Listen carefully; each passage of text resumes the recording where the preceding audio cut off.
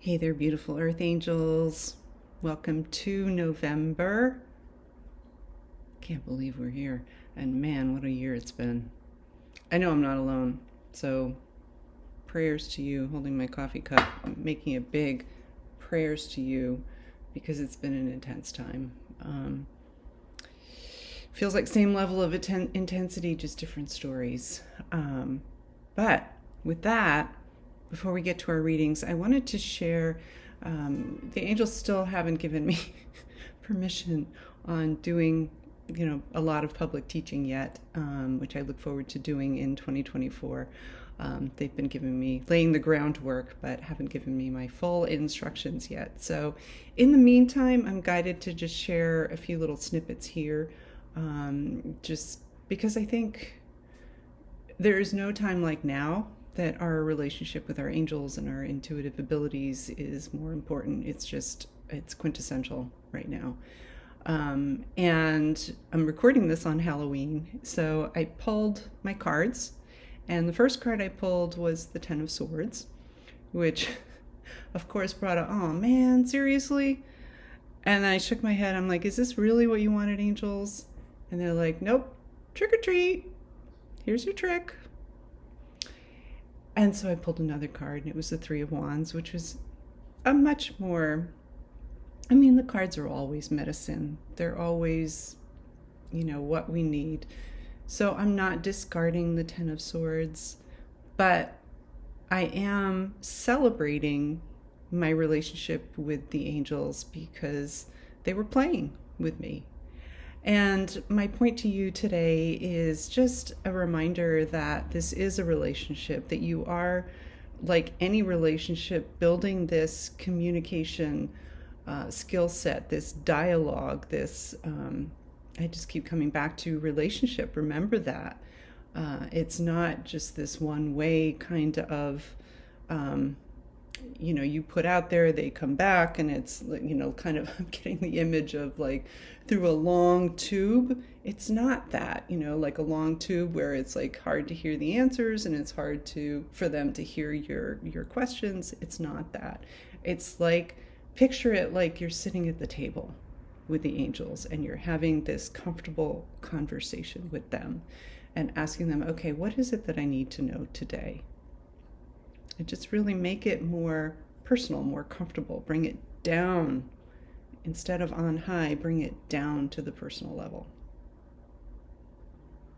Okay, so let's get to our reading. You'll notice I am actually in our kitchen area. I wanted a lot of green today. So there's lots of plants. The morning sun is streaming in. The light's a little bit tricky with the shadows, but hopefully you're picking up the plant vibe here today, because I'm going to be doing readings with one of the decks that was featured in October's video, the Sacred Forest Oracle by Denise Lynn. And the message that came through from this deck was about, the fact that it wasn't opened, that I hadn't been guided yet to open it. And a couple of weeks ago, I started to get this little, I think I might be using this deck for November's video. So here we are. And I'm just going to show you what I do for blessing a new deck, because it's always important to, and I'm sure you already do this, but there's lots of different ways of doing it. It's important to just do what's right for you, and I'm just guided to show you what I do for me.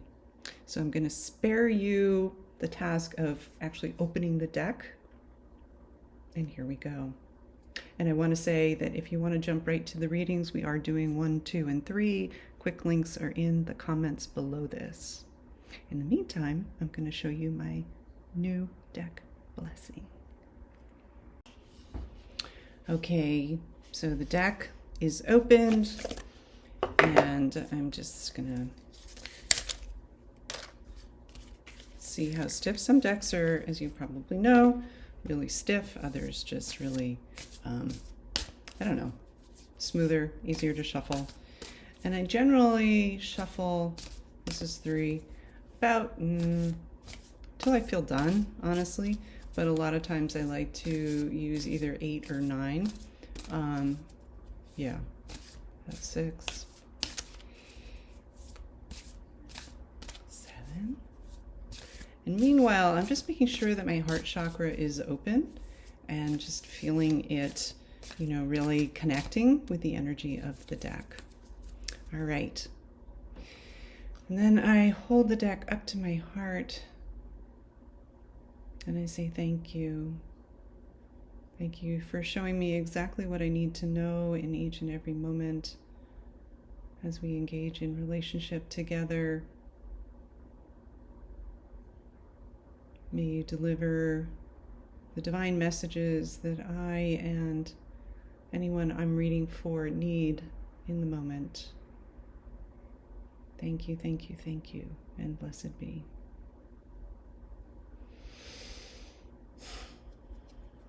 And then the first card I pick has the intention, always do this first, has the intention of what is this deck's core purpose for me.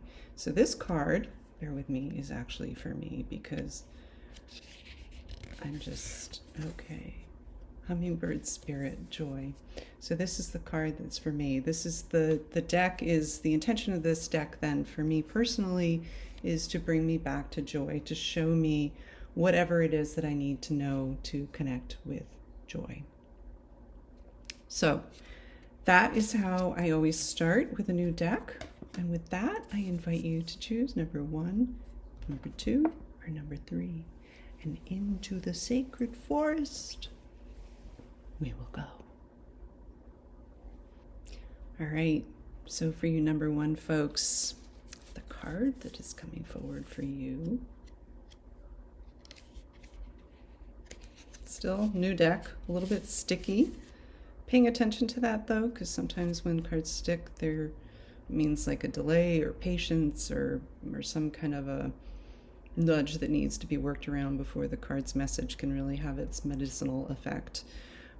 Okay, so this is the card for you number 1 folks. Oh my goodness, I love these cards. Reflecting Pool Stillness. Look at that. That is absolutely beautiful. And I really feel as though this card is pretty clear and obvious. My cat's jumping up on the cat tower behind me, I think is a stand on your throne, sit on your throne kind of thing. I think sometimes we think of stillness as a weakness, that, when we need time for ourselves, when we need to take a pause, when we need to just allow the stillness. I know I had a day like this yesterday, and sometimes the little sneaky ego being, I'm thinking brat, but I don't want to label it that way because of course we need the ego. It's part of the earth experience. But, sometimes it can be a little nudgy and it can fight against our need for stillness. And if you chose number 1, stillness is really, really important for you because there's a lot that's integrating inside of you right now. There's a lot I'm hearing that's coming together and pulling you forward in ways that you're not able to see just yet. So there is actually progress that's happening. You just need the stillness for that to happen. Really taken by the color contrast here, because we've got the beautiful purple that makes me think of springtime. So it makes me think that for some of you, the timeline might be that this stillness is leading up to this beautiful blossoming that's not going to happen until the spring. And so, patience is a big part of the journey over the next few months for you. And then there's this green here that's sort of underscoring that message. Actually, it's in the future. But there's a lot of growth that happens in the darkness. And I think recognizing that, good chance that if you chose number 1, that you're integrating, that you're processing stuff, that there are things that have happened in your life, that are going on in your life, that you're still, again, integrating and pulling into who you are as a human being, so that when you get to that point of blossoming, whether it's in the spring or perhaps a little bit sooner, a little bit later, your timeline is your timeline. But when you do that, you will bring more to the table because you will be more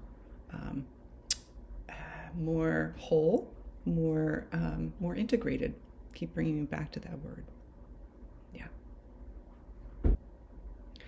One last quick note on that I just want to underscore, just folding in what happened with the cat, what she was doing while I was doing this, is that, I did a reading yesterday for a woman, and I was like, it's about ruling from your couch, being the queen from your couch. That's okay, because that's what you need right now. And this isn't permission to hide or to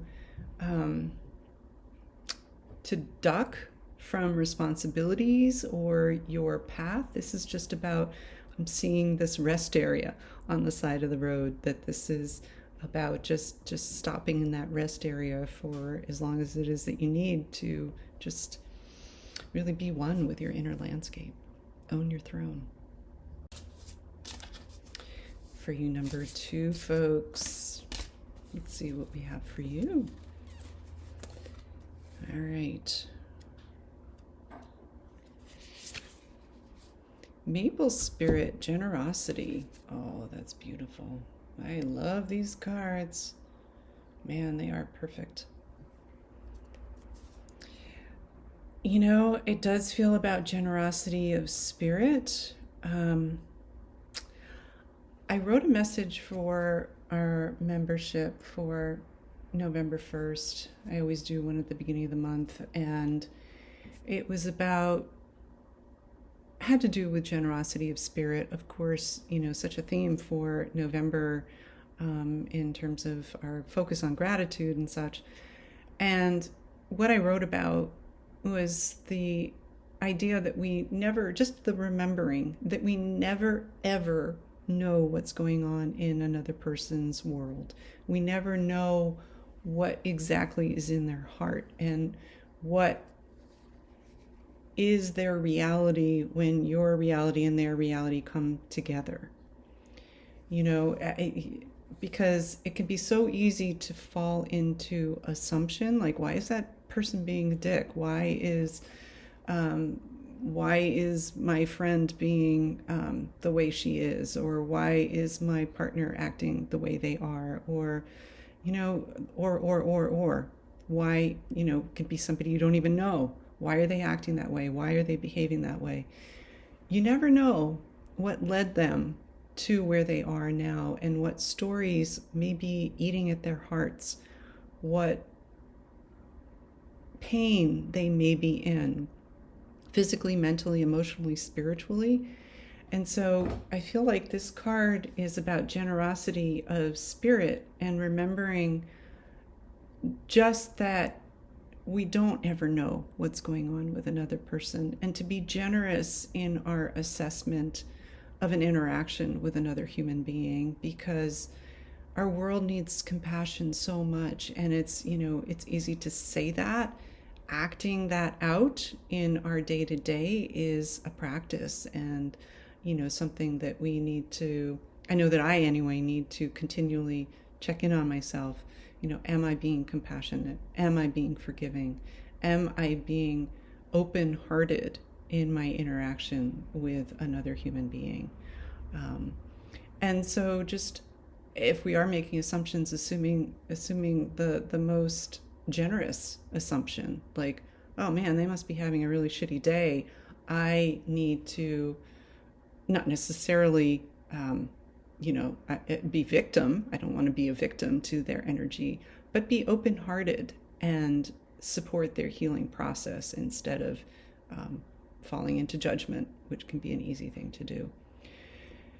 And of course, a lot of times it starts with ourselves, because it's really hard to be open-hearted and generous with other people if we can't do that for ourselves. I mean, how can we if we don't know it for ourselves? And so starting with here, with yourself, with you, being open-hearted and generous, and just remembering all the things that led you up to this moment, and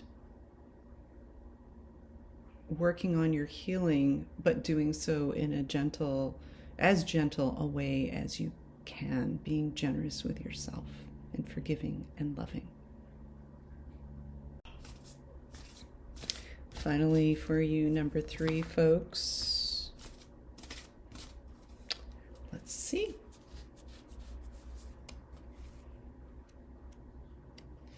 Ah, no, I thought it was going to be the last card, but it's the second to last card. All right, Moonlight Enchantment Magic. Look at that. I gotta put my glasses on for this one because I feel like there's some detail in here that I need to see. Yes, because I didn't see that it was a wolf howling at the moon. Oof, a lot of energy in this card. I'm really struck by not just the wolf howling, but also the fact that this tree is bare feels really significant in this reading. Now, I could read this card tomorrow and that detail of that bare tree might not be very pronounced. It wouldn't necessarily be part of the reading, but today it is. For this month's readings, it is.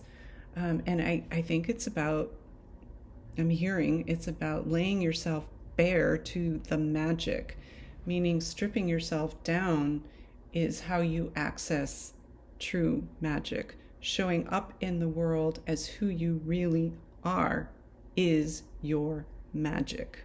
It is your, again, I'm recording this on Halloween, so it is your broom, it is your wand, it is your whatever magical symbolism you choose to use. Showing up as you, raw and real, is your magic. You are medicine for this world. And it's so easy for us to forget that and to fall into those traps of, going back to card 1, beating ourselves up when we need a day of stillness or a week of stillness. I'm hearing, or a month of stillness. I've needed a lot to recover from our journey with our daughter this year. So, yeah. And I'm hearing howl at the moon. There's so much, I think, that's said. I haven't ohmed in a while, om. I haven't done any chanting or oming. I know of an astrologer who relates to wolves quite a bit, and she will howl at the beginning of some of her videos. And, it's very cathartic. Do whatever it is to express your voice in a way that's healing for you. It could be singing, it could be screaming, it could be just chanting, or just, I'm hearing this little humming kind of thing. Humming, that's what it was they were getting to. Yeah. So you are the magic. Celebrate magic. Know that you are medicine, and you are the magic that our world needs right now more than ever. But that magic happens when you're true to yourself and you follow your guidance and you do what is right for you. Weird light here, but I'm kind of digging it. All right. So one last thing I just want to mention about the book. You'll notice I did not use the book. In my classes, I always encourage people to take what feels right for them first before looking at the book. And I encourage you to read these cards for yourself. What else are you getting in the Maple Spirit card, or the Reflecting Pool card, or the Moon card? What is there that you were picking up that I didn't mention? Because own those impressions, own those messages that you are picking up for yourself. Really important to do that. So as far as the book is concerned, I'm sure, and I know, and I look forward to looking at it and looking at the messages that Denise Lynn has written for the cards.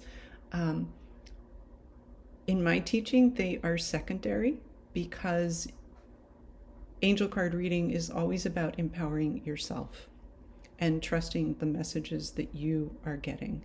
And if your angels say, read the book, then you read the book. And if they say, you're complete after getting the message yourself, then you're complete. It's about, going back to that relationship. It's about building a relationship of trust.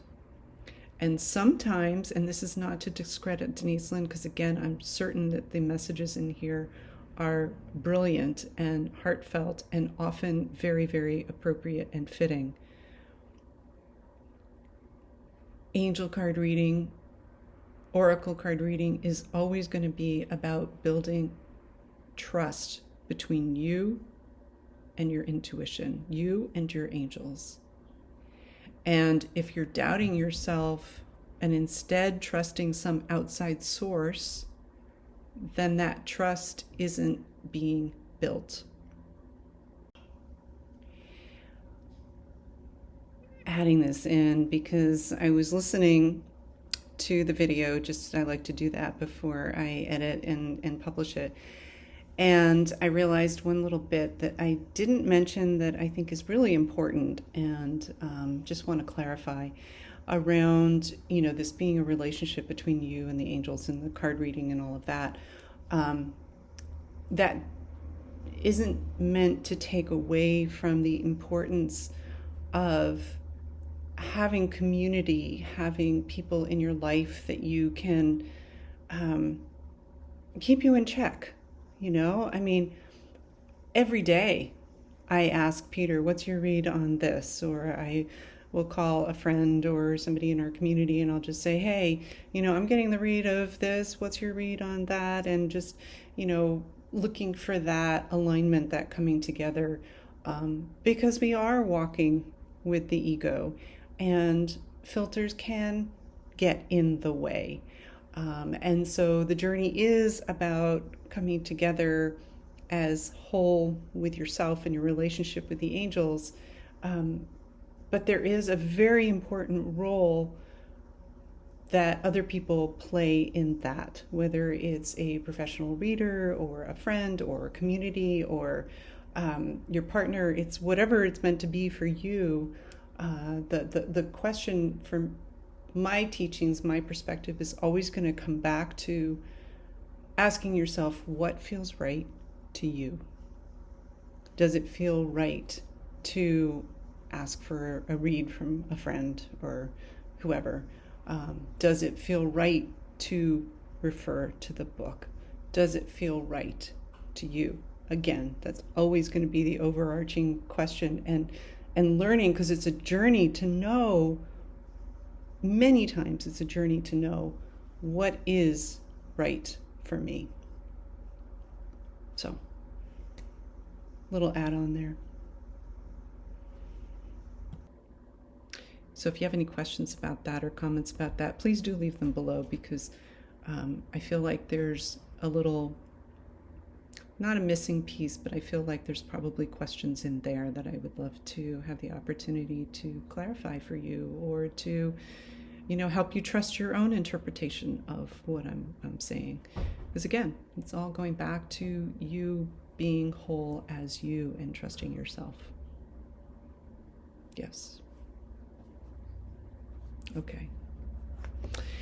So with that, I wish you so much love. Have a beautiful month, and I look forward to connecting with you again next month and sharing with you what's coming down the pipe for 2024. So with that, wishing you big, bright, beautiful blessings from the sacred forest. Be well.